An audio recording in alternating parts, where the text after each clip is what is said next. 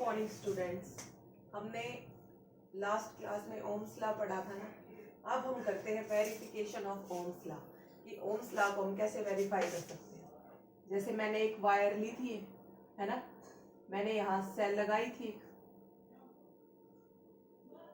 है ना, यहाँ एटम्स थे और ये इलेक्ट्रॉन क्या कर रहे थे, भाग रहे थे।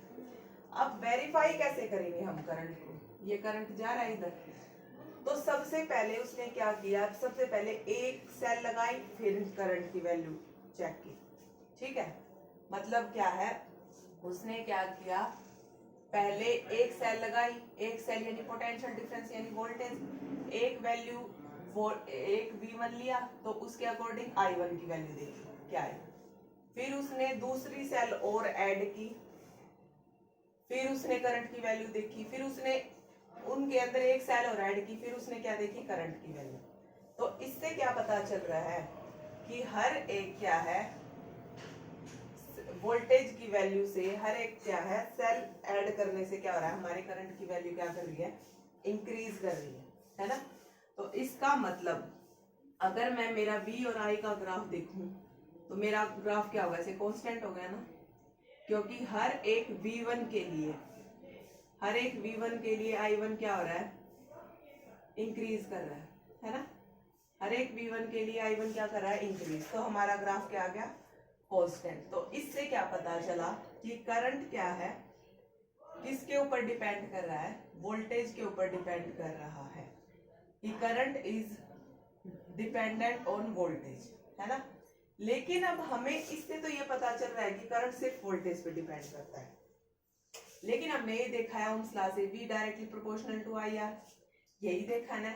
लेकिन हमने क्या कहा कि करंट सिर्फ वोल्टेज पे डिपेंड करता है, तो रेजिस्टेंस भी तो है ना, तो एक फैक्टर और रेजिस्टेंस भी तो है। तो करंट अब हमने मान लिया कि क्या है, सिर्फ I पर डिपेंड कर रहा है, लेकिन करंट क्या है, I की बजाय I पर तो डिपेंड करता ही है, लेकिन वो क्या है, रेजिस्टेंस R के ऊपर भी डिपेंड करता है। देखो अभी जैसे मैं आपको एक एग्जांपल देती हूँ, ठीक है। उस एग्जांपल के अंदर ये कोई वायर है, इसके अंदर जो भी कंपोनेंट लगा रखा है ना, मान लो उसका रेजिस्टेंस मान लिया मैंने 20, ठीक है, रेजिस्टेंस है उसकी वैल्यू 20 ओम। ओम अभी मैं आपको बताऊंगी कि रेजिस्टेंस की SI यूनिट होती है ओम। रेजिस्टेंस मान लिया इसका 20 है, ठीक है, और इसकी वोल्टेज की वैल्यू मान ली V इक्वल टू मान लिया 100 वोल्ट, ठीक है, और ये करंट फ्लो कर रहा है। लेकिन हमने फर्स्ट केस में ये देखा था कि I डिपेंड करता है सिर्फ V के ऊपर, करता है ना। लेकिन अब ये देखिए, यहाँ R की वैल्यू भी फिक्स है 20 ओम और वोल्टेज की वैल्यू भी फिक्स है, लेकिन करंट क्या है, एक बार तो देखेगा वोल्टेज की तरफ कि उसकी वैल्यू क्या है, एक बार देखेगा रेजिस्टेंस की तरफ कि उसकी वैल्यू क्या है। इन दोनों की वैल्यू के अकॉर्डिंग ही करंट की वैल्यू आएगी। तो इसका मतलब करंट क्या है, ना कि सिर्फ वोल्टेज के ऊपर डिपेंड करता है, बल्कि वो रेजिस्टेंस के ऊपर भी क्या है, डिपेंड करता है। तो यहाँ V और R क्या है, कांस्टेंट है, क्योंकि इनकी वैल्यू हम फिक्स लेते हैं। V की 100 वोल्ट ले ली जैसे, और यहाँ R की 20 ले ली, तो अब इसके अकॉर्डिंग I क्या कर रहा है, I वेरी कर रहा है, डिपेंड किसके ऊपर कर रहा है, depend on value of V and R, है ना।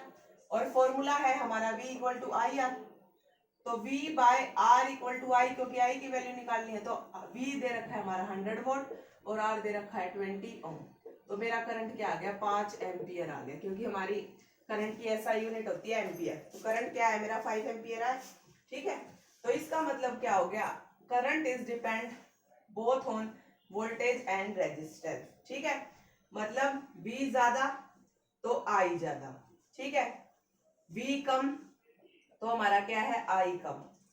लेकिन V तो डायरेक्टली प्रोपोर्शनल है I के, लेकिन जो 1 बाय R है, मतलब रेजिस्टेंस क्या है, इनवर्सली प्रोपोर्शनल है।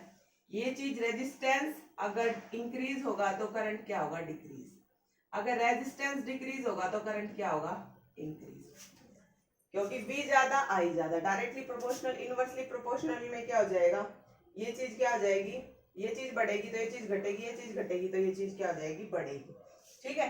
तो अब इसके अंदर क्या है, हमने क्या देखा, जो मेरा पोटेंशियल डिफरेंस का सोर्स है, पोटेंशियल डिफरेंस का सोर्स क्या है यहाँ मेरा, कोई भी सेल या बैटरी जो भी मैं ले रही हूं, है ना। और रेजिस्टेंस का सोर्स क्या है, रेजिस्टेंस का सोर्स क्या है यहाँ, रेजिस्टेंस का सोर्स क्या है, ये कंडक्टर, मतलब जो भी मैं वायर ले रही हूँ अगर ये कंडक्टर है तो हमारा करंट फ्लो कर जाएगा, नहीं तो नहीं करेगा।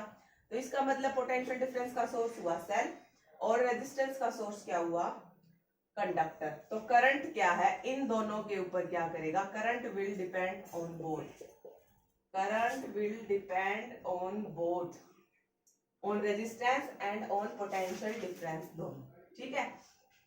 तो इसका मतलब क्या है, जो यहाँ पोटेंशियल डिफरेंस यानी सेल, वो तो क्या करती है, वो हमारे करंट को क्या करती है, पुश करती है, आगे की तरफ क्या करती है, धकेलती है, ठीक है। लेकिन जो हमारा ये क्या है, रेजिस्टेंस, वो क्या करता है, करंट के फ्लो को क्या करता है, रेजिस्ट करता है, यानी अपोज करता है।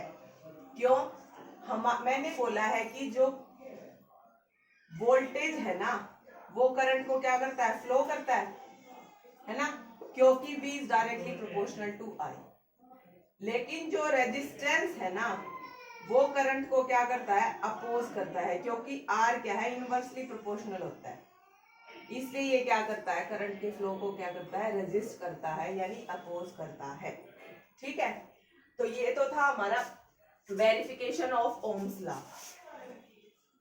उसके बाद हम अगला टॉपिक देखते हैं, रेजिस्टेंस।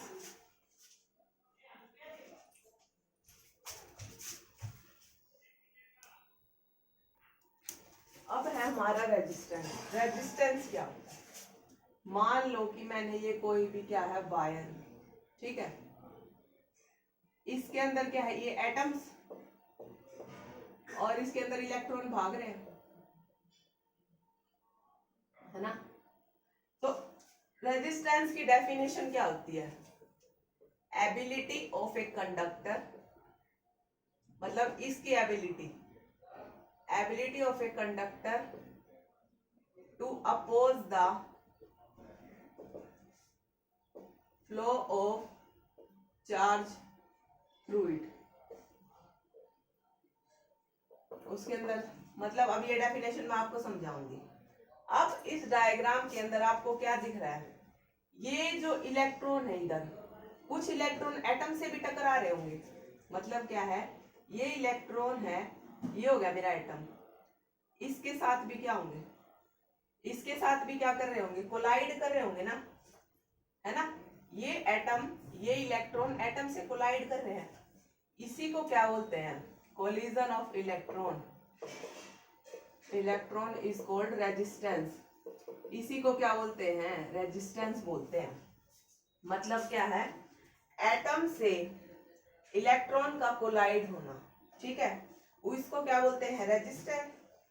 अगर ये इलेक्ट्रॉन वायर के अंदर से स्पीड से जा रहा है ना, मतलब क्या है, स्पीड ऑफ इलेक्ट्रॉन इज, अगर इलेक्ट्रॉन की स्पीड है हाई, तो इसका मतलब क्या होगा, करंट भी क्या होगा हमारा, हाई होगा। अगर इलेक्ट्रॉन की स्पीड है कम, तो करंट भी क्या होगा हमारा, कम। अब ये बात कब है, जब मैंने यहाँ एक सेल लगा रखी है, ठीक है, ये सेल का नेगेटिव एंड, ये पॉजिटिव एंड, और यहाँ से क्या है, इलेक्ट्रॉन जैसे भाग रहा है, ये एटम है। तो अब ये देखो आप, इस एक अकेले इलेक्ट्रॉन को इतनी भीड़ में से जाने में बहुत दिक्कत होगी ना, एक बार तो वो इससे टकराएगा, फिर इससे, फिर इससे, फिर इससे, फिर इससे, फिर इससे, फिर यहाँ इससे, फिर यहाँ से, मुश्किल से यहाँ पहुंचेगा ना, मतलब इस भीड़ को पार करके उसको पॉजिटिव एंड की तरफ में जाके पहुंचेगा, है ना। तो इलेक्ट्रॉन का नेगेटिव से पॉजिटिव एंड की तरफ जाना कितना मुश्किल है। तो एवरेज स्पीड ऑफ इलेक्ट्रॉन, इस इलेक्ट्रॉन की एवरेज स्पीड निकालें, उसको हम बोलते हैं ड्रिफ्ट वेलोसिटी। तो ड्रिफ्ट वेलोसिटी क्या होती है, average speed of an electron, ठीक है। ड्रिफ्ट वेलोसिटी के बारे में हम 12th क्लास में पढ़ेंगे, 10th क्लास में सिर्फ इतना है कि क्या है, इलेक्ट्रॉन वहां तक पहुंचने तक क्या है, पागल हो जाएगा इतने टकराने के बाद, इतनी भीड़ में से जाने के बाद, ठीक है ना। ये जब है, जब हमने सेल लगा रखी है इसका, ठीक है। फिर उसके बाद क्या है, फिर उसके बाद ये है कि इलेक्ट्रॉन का एटम से कोलाइड होना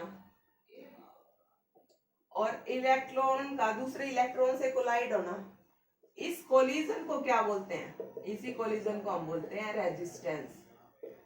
ठीक है, इसको हम क्या बोलते हैं? रेजिस्टेंस। तो रेजिस्टेंस क्या हो गया? Property of a conductor to oppose the flow of charge through it या to resist the flow of charge through it. ठीक है, ऐसा यूनिट होती है रेजिस्टेंस की ओम, OHM, इसको ऐसे डिनोट करते हैं। ठीक है, जैसे अब मैंने एक एग्जांपल लिया,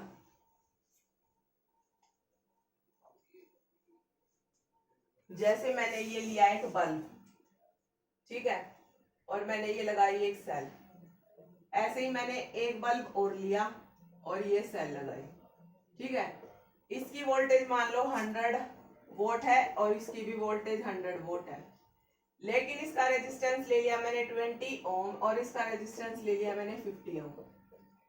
अगर मैं स्टार्टिंग वाले केस के अकॉर्डिंग बोलती कि करंट सिर्फ वोल्टेज के ऊपर डिपेंड करता है, तो वोल्टेज तो दोनों में सेम थी, तो इसका मतलब करंट भी सेम ही आएगा। लेकिन यहाँ रेजिस्टेंस अलग है। फॉर्मूला क्या आता है? V equal to I are.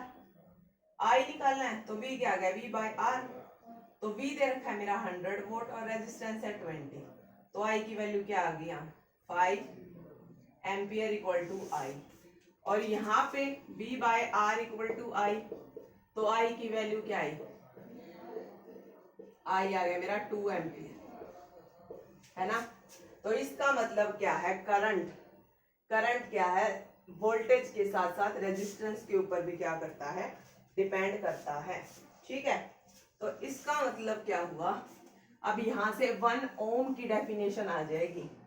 कैसे? रेजिस्टेंस V बाय क्या है? रेजिस्टेंस क्या है? V बाय आई। रेजिस्टेंस को 1 ओम से लिखते हैं, वोल्टेज 1 वोल्ट और ये 1 एम्पियर। तो 1 ओम क्या हो गया? Defined as it is a resistance. 1 ohm क्या है? एक रेजिस्टेंस है। व्हेन, कब? 1 volt of potential difference is connected to 1 watt of potential difference is connected to a circuit and flow 1 ampere of current। ठीक है ना। एक ओम क्या होता है? एक प्रकार का क्या है? रेजिस्टेंस होता है जब 1 वोल्ट ऑफ पोटेंशियल डिफरेंस किसके साथ कनेक्ट किया जाता है? एक सर्किट के साथ, और जिसके अंदर 1 एम्पियर क्या होता है? हमारा करंट फ्लो करता है। तो ये हो गई हमारी 1 ओम। रेजिस्टेंस का सिंबल होता है ऐसे, मतलब ये क्या कर रहा है? रुकावट सी होगी ना, तो ये तो हो गया इसका सिंबल। लेकिन अगर हम हमारे बोर्ड्स देखते हैं ना, सर्किट बोर्ड, उसके अंदर रेजिस्टेंस क्या होता है? कुछ इस टाइप का होता है। और ये क्या? कलर, कई कलर के बैंड्स होते हैं ना इसके ऊपर, ये क्या बताते हैं? हमारी रेजिस्टेंस की वैल्यू बताते हैं। ठीक है, ये कलर बैंड क्या है? हमारी वैल्यूज बताते हैं। ये चीज जो ये वैल्यूज वाली बात है, ये हम 12th क्लास में पढ़ेंगे। ठीक है बेटा, आज के लिए इतना ही। इतना अच्छे से पढ़ना। Thank you.